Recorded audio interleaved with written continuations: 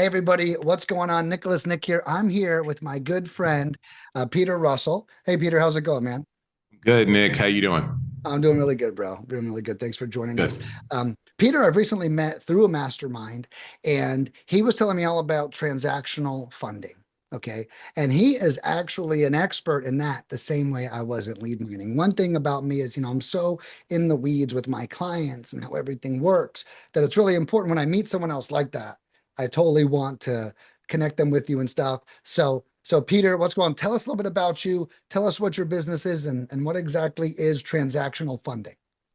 Yeah, no, for sure. So my background in the real estate space is I have been a wholesaler for the last nine, almost 10 years, right? That's how I got into it. I was always interested in um, real estate on the side of not the traditional side, but on the investing side. But like everybody else, before you start, I was like, oh, you got to have a rich uncle or you got to have a general contractor license. Then I found out about wholesaling about 9 years ago and I dove right in. I was like, this is amazing. Like, you don't have to have a lot of experience. You just have to work really hard. You have to be willing to talk to people on the phone, be in awkward situations. But there's big paydays and paychecks on top of it. So found out about that. I ran with it pretty quickly. I had a business partner at the time, and we grew a business to where we had about 14 people on our team in house. And we were doing deals in about six different markets across the country in our heyday, doing close to like 30 deals a month. So that took us about 6, 7 years to build that up. And then right around that time, this is about 2020, 2021, during COVID, we started selling to institutional buyers. And at that time, we had never done a double closing before, never needed transactional funding. It was all assignments, or we do like hotel stuff where we'd buy it, get a hard money or private money loan, take it down, and then put it back on the market. But when we started selling to those institutional buyers, they're like, hey, man, if you're making a spread over $15,000, you better double close this. Like, their acquisition reps were telling us that. Mm. And we were like, what the hell is double close? Like, what are you talking about? And they're like, yeah, you buy it. And on the same day, you can turn around and sell it to us. And we were like, okay.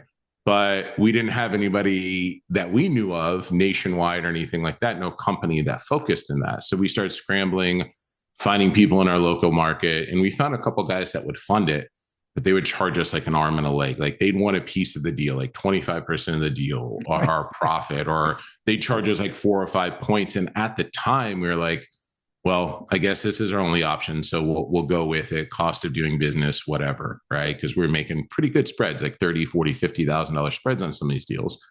Um, but then after a while, I was like, man, we're leaving a lot of money on the table. And these guys have a terrible process. They're like leaving us hanging sometimes, or they'll fund a few deals and then disappear. Or the next time they'll ask for 30% of our profit or something like that. So there's no consistency, wasn't the same process. And we were doing, again, a lot of volume. So after a while, it was just like, okay, freaking light bulb moment. Like, why don't I do this and put together something super simple, super straightforward from a wholesaler for other wholesalers, for at least my team and some other people? I'm in Charlotte. So I was like, oh, I'm going to start out my own market with some other wholesalers here. Um, and then just built out a very simple, straightforward process and started funding some of our own company's deals, and then some of the other teams around us. And transactional funding is, you need to, instead of doing an assignment, let's just use really simple numbers, right? Like, if you have a deal under contract for 100K, you have your end buyer for 150, you have a $50,000 spread there. Instead of doing an assignment where everybody sees up until closing day and on the day of closing, hey, Nicholas's team is making $50,000 on this deal, just in case you didn't know, right? So the seller sees it, the buyer sees it, anybody can see it. So that thing is like wide open for somebody coming back and being like, no, we need to renegotiate this, right? Um, that's your typical assignment as we all know it. So a double close is, you still have a contract with a seller, you have a contract with your end buyer, but you actually are an investor where you buy it using my team's capital, and then you can turn around and sell it to that end buyer and make your spread, and nobody sees your profit. Nobody's counting your money. Nobody's like seeing what you got going on. You have the authority, you protect your profit. So it's two separate closings that just happens back to back on the same day. So hence they call it a double close. Yeah. So that is what a double close is. That's what you use transactional funding for. We fund that 100K piece so you can buy it and then turn around and sell it for 150.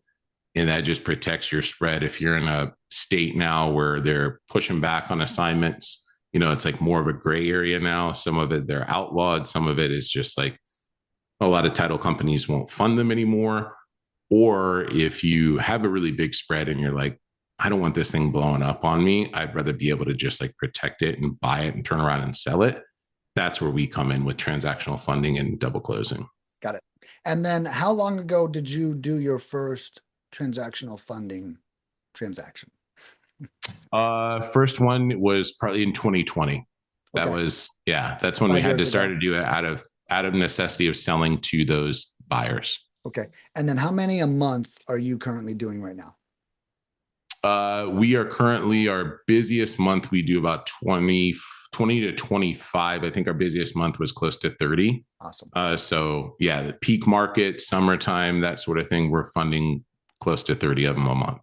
Got it. And then now you do this nationwide as Yep, well. nationwide. Anybody Okay. that'll allow us to do it same day, like title company, Yeah. any state that allows us to do it. And some states you get a little bit more pushback, but there almost every state there's a title company that'll do it. Some of them want to have a day or two in between and turns into gap funding, but we'll do it nationwide. Yeah. Okay. And then last question, and that is, and I don't mean to oversimplify this, but that's my skill set.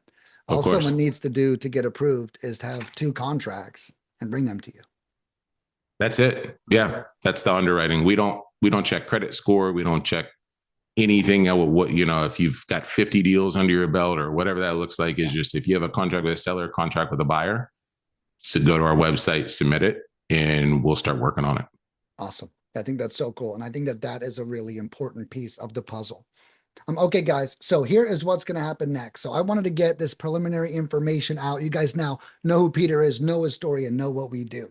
Now, over the next several videos, we're going to deep dive into what is transactional funding, how to use it, when not to use it. I mean, so this is going to be like, I would say like a podcast on steroids, right? So it's going to be Peter and I here. We're going to be talking about this stuff and we're going to be chiseling out as many nuggets for you guys to go out. So when you're out in battle, you can now leverage and reference this strategy to have more confidence.